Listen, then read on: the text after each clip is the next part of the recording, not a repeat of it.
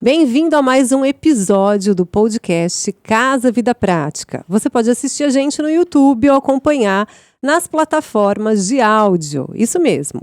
Hoje é mais uma temporada, um especial na temporada RS Design, que a gente fala de projetos corporativos com um olhar muito contemporâneo no que as pessoas necessitam hoje. Afinal, algumas profissões surgiram e o comportamento das pessoas que estão voltando para o ambiente do trabalho mudou. Hoje eu recebo a Luciane Cândido, que vai falar para a gente um pouquinho desses projetos de design, arquitetura, e que tem um olhar especial para o design emocional, né? E a RS Design, representada pela Lisandra, que vai tirar algumas dúvidas em relação às nossas escolhas, para ter mais assertividade na hora da compra. Lu, o que a gente não faz, né, não pode fazer no corporativo para não errar mesmo nos projetos desse ano? Então, depois de muitos anos trabalhando nessa área de projetos corporativos, executando obras assim, a gente vem observando essa necessidade de mudança. O que não fazer, Cláudia, eu acho que é importante você não compartimentar. Não ter muitos espaços fechados, aquela coisa rígida, sabe? Ainda mais depois da pandemia, cores muito sóbrias, isso deixa as pessoas muito desgastadas. Depois de todo esse trabalho que eu venho executando e tudo mais, eu busquei me especializar em design emocional. Então, essa experiência do usuário, do cliente, isso tudo, se você não tiver um ambiente adequado, vai prejudicar muito o desempenho das pessoas. E aproveitando, né, que você falou sobre essa sua especialização, hoje, né, o design sempre é a função do produto para que ele atenda às nossas necessidades no dia a dia. Sim. E como que eu faço isso para realmente ter essa pessoa sendo bem recebida, né, no escritório, e eu tenho alguns espaços que estão num layout equivocado, ou eu preciso de mudanças de móveis. O que eu preciso evitar na hora da construção desse espaço para receber o profissional de volta? Eu acredito que, às vezes, você precisa analisar o que a pessoa tem ali no local. Eu normalmente faço isso, analiso o que tem, o que dá para ser reutilizado, realocado, e adquirir peças mais modernas, né? Seguir uma tendência, a gente fala hoje muito sobre tendência do mercado, sobre cores, a biofilia, trazer elementos naturais para dentro desse escritório. Então, acho que evitar a rigidez. Vamos dizer assim, a palavra seria a rigidez. Mesmo em ambientes mais sóbrios, a gente consegue trabalhar produtos e peças que sejam mais, que abracem mais o usuário. Isso melhora muito a qualidade e a experiência tanto do cliente como dos profissionais que utilizam aquele local. Li, conta pra gente, né, aproveitando o gancho da Luciane, a gente precisa daquelas salas de reuniões amplas, né, enormes, com aquele monte de cadeiras, enfim, aquele ambiente mais rígido, mais sóbrio, para o fechamento de bons negócios, ou para uma reunião mais privativa com os colaboradores? Hoje, o que a gente tem visto bastante nas empresas, Cláudia, uma reunião master, dependendo do tamanho da empresa, ainda se justifica. Tá? Dependendo do porte, do número de reuniões, de conselhos que eles fazem. Mas há sempre aquela pergunta de quantas vezes essa sala será usada nesse tamanho por mês, para ver se compensa uma sala, um espaço daquele para uma sala. Eu, particularmente, eu gosto de salas menores, eu acho muito mais funcionais. Cada sala de um jeito, porque assim você proporciona que os colaboradores escolham onde eles querem fazer a reunião. Então, se você tem que fazer uma sala com um compartilhamento de ideias, um brainstorm, você não vai fazer isso numa mesa. Você pode ter uma sala com puffs, com sofás, com um quadro branco, branco gigante na parede para as pessoas escreverem, é uma sala interativa.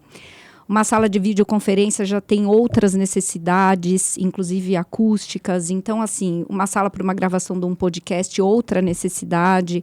Então, eu acredito hoje, assim, na flexibilidade, é você ter, óbvio, ouvir muito o que aquela empresa utiliza, ver se isso faz sentido.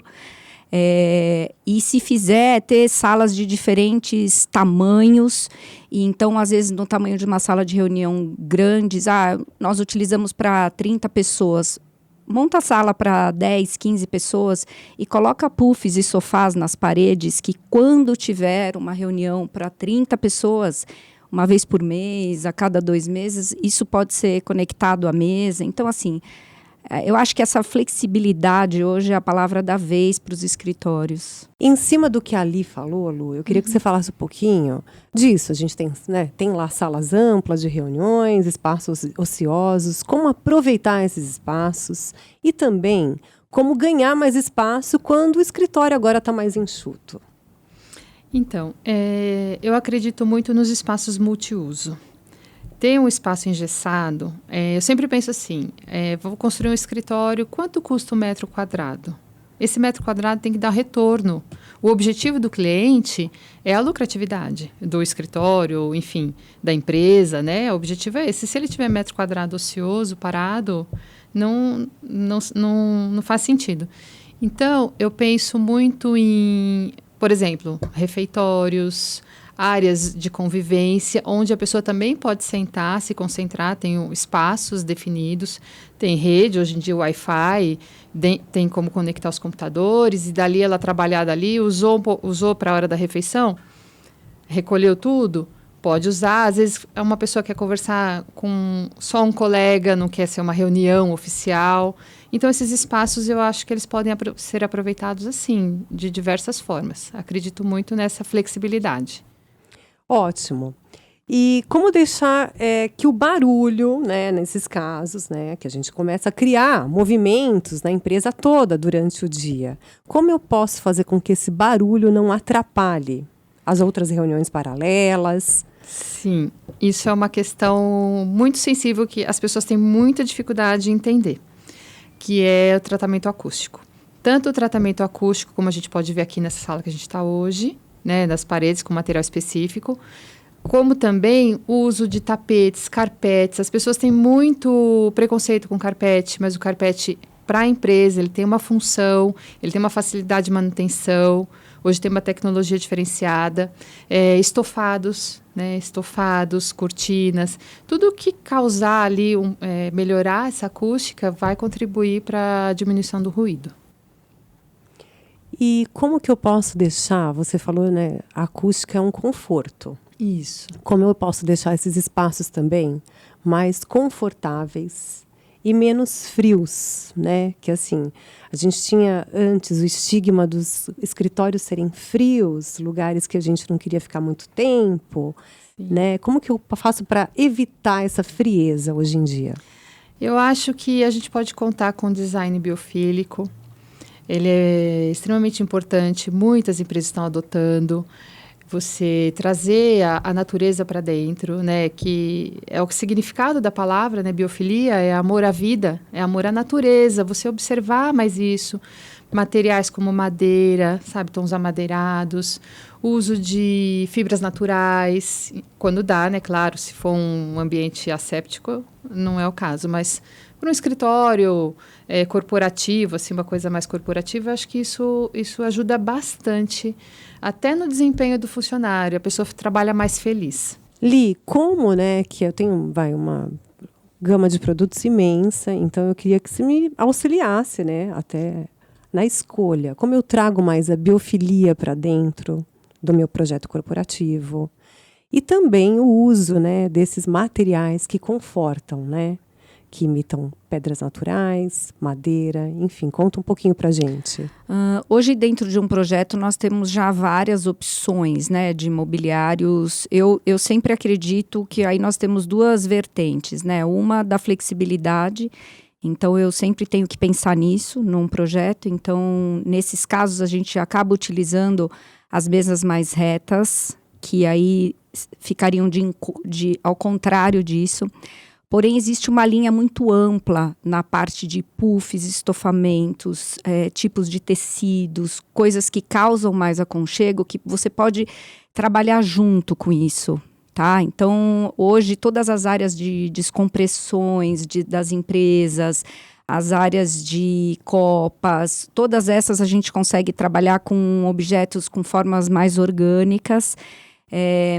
Geralmente nos projetos a gente acaba vendo essas áreas com esse tipo de formato. E aí nas áreas mais operacionais, essas pode-se trabalhar nas partes acústicas, com essas formas mais arredondadas. A parte de mesas mesmo, ainda em alguns departamentos a gente entra com as arredondadas porque elas não se conectam em algumas vezes. Então isso causa um pouco de problema na parte da flexibilidade. Mas todo o restante é um universo gigante de opções que nós temos para compor isso. E olha que informação bacana, né? Então, como acontece num restaurante, muitas vezes que a gente tem uma mesa que é mais fácil acoplar, uma mesa redonda realmente acaba engessando, né, a usabilidade. Lu, conta um pouquinho para a gente quais outras soluções, né, além desse uso, né, de aproveitamento dessas mesas, de repente, que tem no escritório, e de aplicações desse mais natural, que eu possa ir tirando esse tipo de ambiente. Uhum. Então, para a operação, para você trabalhar no dia a dia, o ideal realmente é seguir com mesas mais retangulares, até para apoiar o notebook, escrever, enfim. E até para conectar uma outra mesa, se você quiser ampliar o ambiente. Porque é algo bem usual, né? A Lisandra tem essa experiência nisso, que você precisa aumentar o ambiente. Então, você conecta uma outra mesa nesse lugar e aí você consegue colocar mais pessoas para trabalhar ali. E a minha opção formas orgânicas para trazer a biofilia para dentro do ambiente, é a utilização de puffs, mesinhas de apoio, sabe essas mesinhas pequenas, até vi umas aqui pela loja, que você coloca o computador, você puxa para frente, ela tem um formato mais arredondado, mesinhas bistrô para copa, às vezes você tem uma copinha pequena, uma mesinha bistrô para tomar um café. Então, essas formas arredondadas, os estofados são bem bacanas para você utilizar essas formas, porque eles abraçam o cliente, abraçam o usuário, te trazem aquele aconchego que vem para uma memória ancestral nossa. Essa é a conexão que a gente precisa. As pessoas precisam retomar a sua essência. E está todo mundo buscando isso, só que está todo mundo perdido. Então, o design emocional veio para isso. É esse estudo. Você analisa, você estuda e avalia e valida que aquilo que você sente e não sabe explicar, o design emocional te explica. A gente precisa entender o que acontece com a gente no ambiente. Aquela coisa que a gente entra no ambiente e fala, ai, que angústia esse lugar me dá. Você não sabe o que é. Às vezes é a cor, é o material, é a frieza do lugar. O aroma, né? O aroma, os cheiros são extremos. A primeira coisa que entra na nossa cabeça é o cheiro do ambiente. Mesmo que a gente não perceba, a gente memoriza aquele aroma. E isso transforma a compra, transforma quem está trabalhando, sabe? Mexe realmente com aquela essência do ser humano. Isso é bem legal. Que delícia. E olha só, né? A gente tem móveis aí que tem configurações, então quanto mais funcionais, melhores, porque a gente pode mudar a configuração de um sofá, né? Para atender espaços diferentes, ter uma mesinha que de repente já tenha a iluminação acoplada, enfim. São peças hoje que atendem esse ser humano aí que está em busca da sua essência, né? Sim, exatamente. Gente, que delícia! Vamos falar mais disso nos próximos episódios. Agradeço imensamente a tua presença aqui, nesse especial na RS, né? E conta pra gente, Lu, quais são as suas redes, onde as pessoas te encontram? Bom, as pessoas me encontram no Instagram, no Luciane Cândido Interiores, né? @Luciane Cândido Interiores. Por enquanto é lá. No LinkedIn também, mas a rede que eu mais tenho utilizado hoje é o Instagram. A gente está preparando ainda o canal aí no YouTube, vem novidade por aí. Mas para começar esse bate-papo pode ser por lá mesmo. É isso aí, gente. E a Lisandra vai finalizar, né? Eu acho que esse bate-papo, que foi uma delícia, né? E tá tudo atrelado, né? O posicionamento da RS, que é a preocupação mesmo, antes do trabalho, com as pessoas que estão nele, né? Que trabalham ali. Li, passa as redes também para todo mundo conhecer o trabalho de vocês, né? Essa gama de produtos, as redes sociais e o site. Nosso Instagram, @RSDesign Corporativo. Nosso site, www.rsdesign.com.br. Dentro do site nós temos o blog com várias matérias, com tudo que tem de mais novo para ambientes corporativos, e temos também o Espaço do Arquiteto dentro do site, onde nós temos todos os móveis novos que são lançados e matérias bem específicas para ajuda aos arquitetos que pretendem configurar qualquer tipo de ambiente comercial. Pessoal, então chegamos ao final de mais um episódio delicioso. Acompanhe os anteriores, tá? E acompanhe também os próximos, fica o convite. Nas redes sociais, a revista Vida Prática e Casa Vida Prática. Esse canal que é a nossa novidade nesse podcast e que tem uma temporada muito especial para você investir e inovar nos projetos corporativos. Eu te espero também no site revistavidapratica.com.br. Tem dúvidas, sugestões de pauta desse jornalismo decor que a gente faz por aqui? Manda pra gente.